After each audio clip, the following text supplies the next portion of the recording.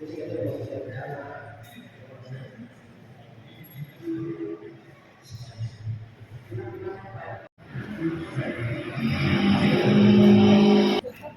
ada yang disebutkan Boris Joyce ya.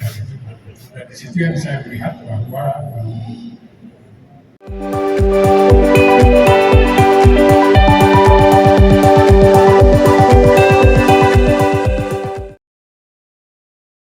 perkembangan pemikiran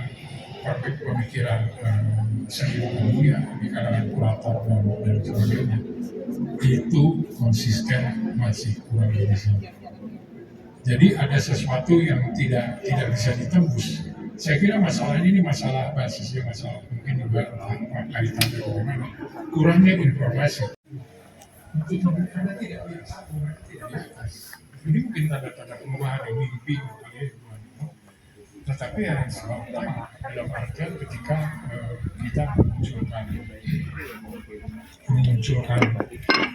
jadi kalau minta bikin itu jangan pengetahuan kita untuk mengidentifikasi yang sebenarnya udah itu yang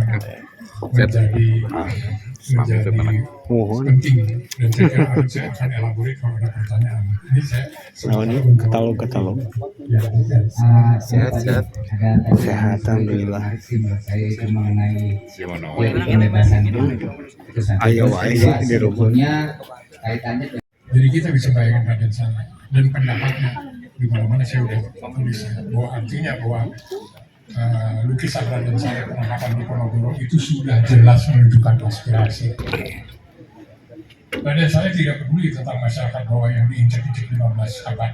Yang dia peduli adalah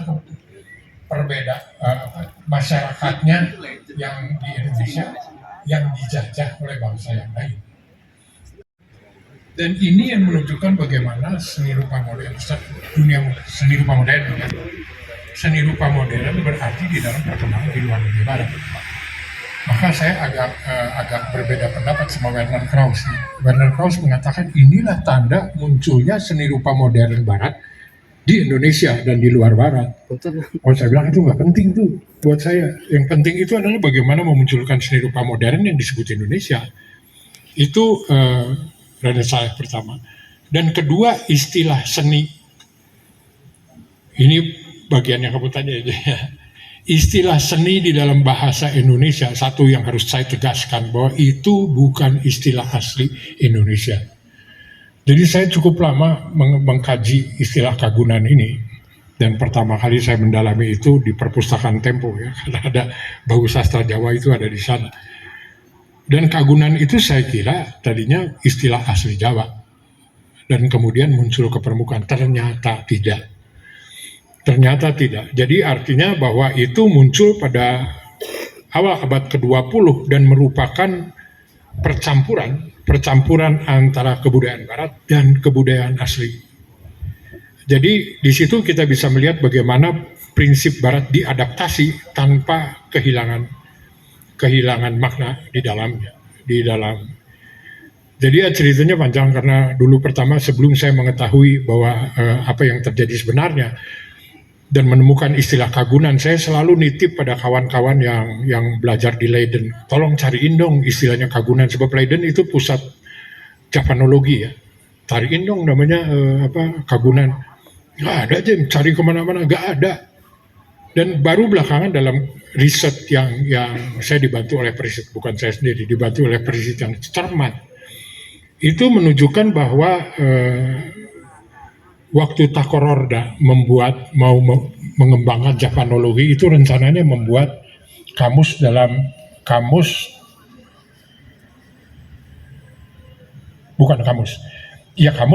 bahasa Jawa yang tujuannya adalah menerjemahkan Alkitab ke bahasa Jawa. Dan itu proyek setelah kamus itu terbit, proyeknya dibubarkan. Dan di sana kita bisa lihat Takororda sendiri tidak pernah datang ke Indonesia dan dia selalu menggunakan periset di Jawa untuk penulisan itu. Nah, ketika dibubarkan, penulis-penulis ini sebagian adalah Belanda yang lahir di sini, jadi udah seperti orang Jawa. Mereka lah yang meneruskan proyek penelitian bahasa Jawa itu. Dan orang-orang ini, makanya berkaitan ya, orang-orang ini adalah orang-orang yang berorientasi pada Ronggo Warsito. Jadi dasar filosofinya juga jelas. Dan harus saya catat ya, Ronggo Warsito itu bukan filosof Jawa yang murni-murni Jawa ya. Dia sebetulnya mengadaptasi pemikiran Barat juga. Maka munculnya Kagunan itu adalah penerusan Japanologi ini. Dan Kagunan muncul pada awal abad ke-20, pada awal ke-20 pada riset ini. Jadi sesudah ditinggalkan Belanda, ada tradisi di kalangan para periset yang di Jawa ini, untuk membuat bau sastra Jawa. Bau sastra Jawa itu terus-menerus membuat kamus baru, tetapi isinya sebetulnya penelitian kebudayaan Jawa. Disitulah istilah Kagunan muncul, dan kita boleh bersyukur seluruh kajian itu sekarang ada di Indonesia di Perpustakaan Nasional sebagian, dan sebagian lagi di Universitas Indonesia. Jadi Kagunan itu merupakan campuran pemikiran Barat dan pemikiran asli. Tapi di sana kita bisa melihat dia tidak menerjemahkan art. Jauh. Art itu kan seni rupa, sementara Kagunan itu pengertiannya seni. Dan pengertian seni itu mereka definisikan. Dan di definisi itu disebutkan terurainya akal budi yang memunculkan keindahan. Itu kan definisi jelas. Definisi jelas banget, dan semua di kita itu gampang mengertinya daripada art itu mudah sekali mengertinya. Dan itulah yang terjadi dari muncul dari kebudayaan Jawa ya, sampai tidak kemudian menerjemahkan art. Dan dalam kenyataannya pada 1927 Ki Hajar Dewantoro yang mengangkat Kagunan ini menjadi istilah seni. Jadi apa yang didefinisikan di Kagunan adalah definisi seni yang saya sebutkan tadi. Terurainya akal budi yang menghasilkan keindahan. Dan kalau ditelusuri lebih jauh, itu berkaitan dengan diskusi tentang rasa. Diskusi tentang rasa ini bukan cuma orang-orang Jawa ya, itu diskusi tentang rasa dan memaknai itu melibatkan banyak orang asing ya, peneliti-peneliti asing. Maka sebetulnya dengan istilah seni ini kita punya pegangan bahwa istilah art dan seni itu tidak sama. Padahal ini yang menjadi kunci yang saya kira menjadi modal kita. Di dunia Barat itu selalu ada kebanggaan bahwa di luar dunia Barat itu tidak ada a single word, tidak ada istilah satu kata yang bisa menunjukkan kesenian. Jadi istilah art ini cuma ada di dunia Barat, di luarnya itu tidak ada. Oh, kita mengakui, memang kan kita tuh punya 779 kebudayaan etnik. Tidak ada satupun kebudayaan itu yang mempunyai satu istilah yang bisa menunjukkan kesenian. Nggak ada tuh. Anda cari aja, nggak ada tuh. Jadi satu-satunya yang kita punya istilah seni itu. Dan seni ini bisa diadu nih. Jadi ini kan a single word ya, istilah satu kata yang sama dengan istilah satu kata dalam bahasa Inggris. Dalam forum internasional saya mengatakan akhirnya mereka bilang nggak ada. Saya bilang ada dalam bahasa Indonesia, istilahnya seni. Seni dalam bahasa Indonesia sama dengan istilah art. Wah, ini sebuah penemuan. Jadi istilah seni sama istilah art itu sama? Enggak, saya bilang. Oh, itu mereka marah. Kamu maunya apa? Sebetulnya saya bilang enggak. Bahwa kalau kita mau menyamakan dengan istilah kamu, itu saya harus nyebutnya seni rupa. Ini kan suatu perbedaan. Ya katakanlah semacam perbedaan. Nah, di buku saya kalau Anda teliti, Anda bisa baca ya. Dalam artian tentunya saya tidak mengatakan bahwa ini hanya Indonesia yang khusus ya. Saya ingin tahu di luar Indonesia ada enggak. Dan di situ saya mengkaji penelitian dan uraian dari Susan Vogel.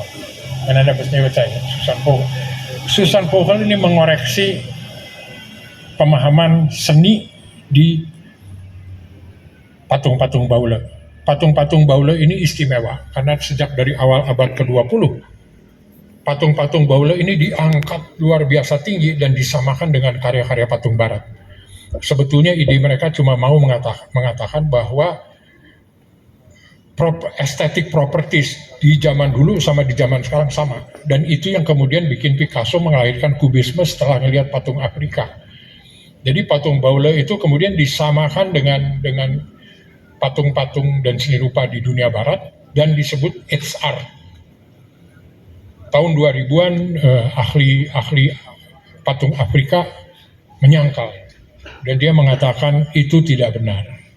Jadi kalian salah lihat mengenai patung ini. Nah, dari hasil penelitian itu dia menyebutkan juga pada kebudayaan Baula tidak ada istilah art, tidak ada istilah satu kata. Nah, cuma dia mengkaji bagaimana itu digunakan keseharian. Dan dia menyimpulkan, walaupun cuma satu ya, dia menyimpulkan bahwa pengertian seni pada masyarakat Baula adalah bisa dilihat dari istilah adverbial. Jadi bahwa seni itu ditentukan bukan dari wujudnya ya, tetapi dari bentuknya. Adverbial itu dalam artian kesenian, seni. Seni yang adverbial itu persis sama dengan istilah seni dalam bahasa Indonesia yang berasal dari Kagunan. Walaupun ini cuma dua, itu membangkitkan optimisme saya bahwa sebetulnya di luar dunia barat, pemahaman itu semua seni adalah gejala adverbial. Gejala adverbial. Jadi ada sensitivity yang kemudian muncul sebagai karya patung, karya sastra, karya musik, karya dan sebagainya. Intinya adalah kesenian. Dan itu berbeda dengan dunia barat. Dunia barat menganggap esensi itu seni rupa. Nah, kita menganggap esensi itu sensibilitas. Beda kan? Nah, saya lagi membayangkan kalau itu benar, maka mayoritas dunia mempunyai pemahaman kesenian itu sebagai gejala adverbial. Yang melihat itu material cuma barat. Nah, ini kan soal demokrasi nih. Masa kita mesti ngikutin cuma satu? Ini bagian yang kemudian bisa menjadi pangkal diskusi dengan dunia barat. Dan dalam sejarah saya kan kelihatan, saya kan nulis di situ bagaimana sebetulnya pengutamaan seni rupa dan material itu bukan sebuah pemikiran yang universal. Itu mulai dari tradisi bagaimana karya-karya seni rupa ini menjadi bagian dari gereja. Tadi saya sudah sebutkan. Kemudian pada abad ke-17 ini menjadi bagian dari koleksi para bangsawan dan sebagainya. Dan saya rasa memang kan kalau mengkoleksi penari gitu kan susah. Kalau benda gitu kan gampang dikoleksinya. Dan hiasan di gereja itu kalau menari-nari kan udah susah. Kalau namanya patung, lukisan itu kan jelas. Jadi ada sejarah spesifik di dunia barat yang membuat mereka mengutamakan seni rupa. Ini bisa dijadikan perdebatan. Dan kalau pada suatu ketika saya akan mengukuhkan historiografi di Indonesia, batasan seni yang akan saya pakai ini. Dan saya akan menjelaskan dunia bahwa pemahaman kamu tentang kesenian dengan kami berbeda. Dan kalian harus menerima itu. Dan saya bukan sok teori kayak begitu ya. Di masyarakat kita kan pemahamannya kan kayak begitu. Saya nggak pernah coba kalau saya misalnya di forum ini, kalian tahu nggak seni rupa itu paling tinggi dari semua kesenian. Itu saya dilemparin batu semua orang. Ada yang kemudian berpikir begitu? Nggak ada. Dan ini pemahaman masyarakat. Dan karena itu diperlukan sebuah definisi yang berasal dari kita dan kemudian mempunyai makna mahal. Istilah seni itu buat saya itu adalah sebuah pemahaman seni yang sudah menjadi gejala bahasa. Gejala bahasa ini bebas dari perdebatan karena dia dipahami oleh masyarakat. Jadi kalau misalnya saya mengatakan seni, orang bilang saya nggak setuju kayak gitu. Yang bilang saya pendapat saya ini didukung oleh seluruh masyarakat Indonesia. Jadi kamu mau bilang apa? Itu bukan pikiran saya. Nah, hal-hal yang semacam gini yang harus dikeluarkan dalam penulisan historiografi kita. Dan saya kira bagian yang penting kalau dalam historiografi ini saya kira terakhir bahwa di dalam penulisan seni rupa Indonesia, seni rupa modern itu selalu mempunyai faktor eksternal dan faktor internal. Faktor eksternal itu yang membuat kita sama dengan perkembangan di dunia. Dunia menjadi modern, kita juga menjadi modern. Nah, faktor internal itu adalah faktor yang ikut membangun pemahaman kita mengenai kesenian, tetapi khas. Dua dimensi ini ada. Nah, saya kira bagian yang penting dari kita apabila kita mau menuliskan sejarah seni rupa Indonesia berdasarkan historiografi seni rupa, faktor lain yang harus dipertimbangkan adalah polemik kebudayaan.